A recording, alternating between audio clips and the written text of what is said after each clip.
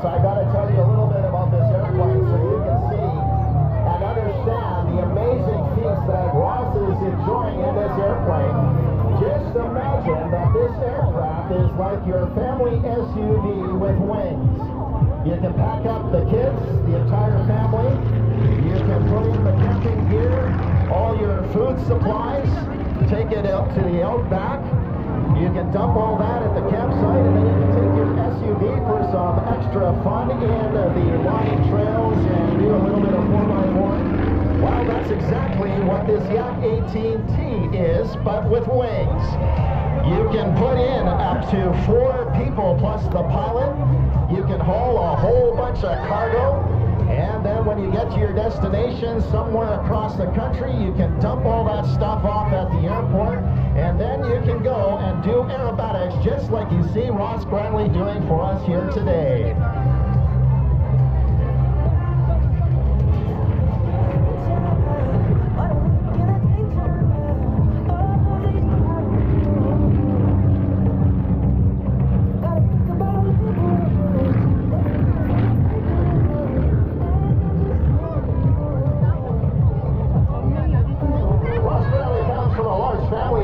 That include his grandparents, his uncles, his parents, his cousins, brothers, his sister Deb, and his wife Sherry, and even his son. He was born in Red Deer, Alberta back in 1963 on a Royal Canadian Air Force base where his father was a flight instructor. He showed an early love of flying and a strong desire to make flying his life ambition. He joined the Air Force in 1985. Earned his wings in 1987, and then taught flying in the Canadian-designed and built CT-114 Tudor jet. That's the same airplane being used today by our Canadian Forces Snowbirds demonstration team. Folks, this is the rolling 360-degree turn. I hope you noticed the altitude that Ross started this maneuver. The goal is to end the maneuver at show center at approximately the same altitude that he started. What do you think of Ross Granley so far, folks?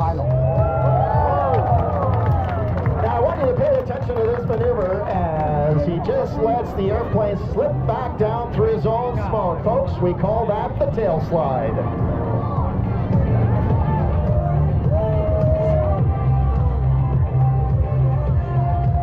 Folks, I gotta tell you that aerobatic machines like the MX2 that you're gonna see a little bit later on here today, flown by Brad Worston, are controlled using what we call a control stick.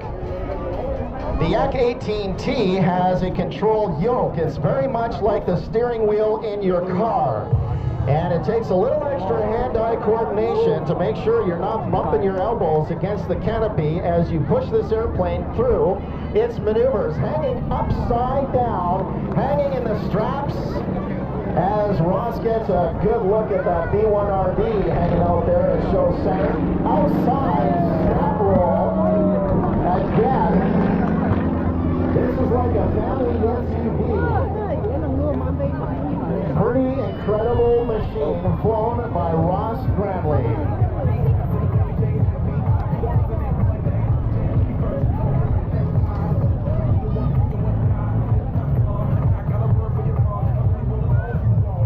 The distinctive growling sound you're hearing from the airplane comes from its very powerful 355 horsepower Venyov M14 9-cylinder radial engine.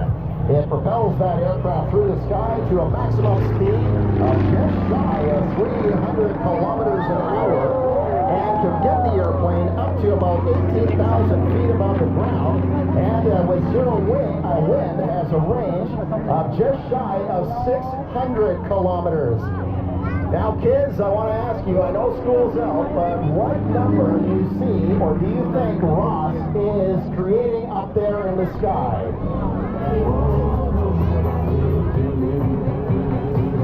Well, if the smoke hadn't blown it away, you would have seen the great big vertical 8. Big roll on that 60-degree incline, and now step rolling the airplane again.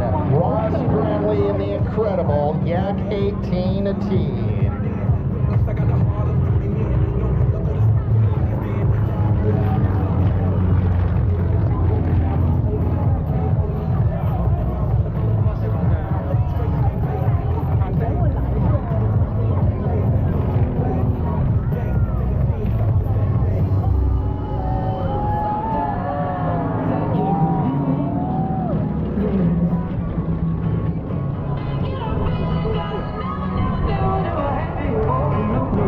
Look at the very tight turning capability of the Yak 18T. It rivals some of the incredible fighter jets that we see sometimes at air shows, performed so expertly by Ross Grantley. As a matter of fact, this machine spent a little bit of time in the Russian military. It was one of 100 built back for them.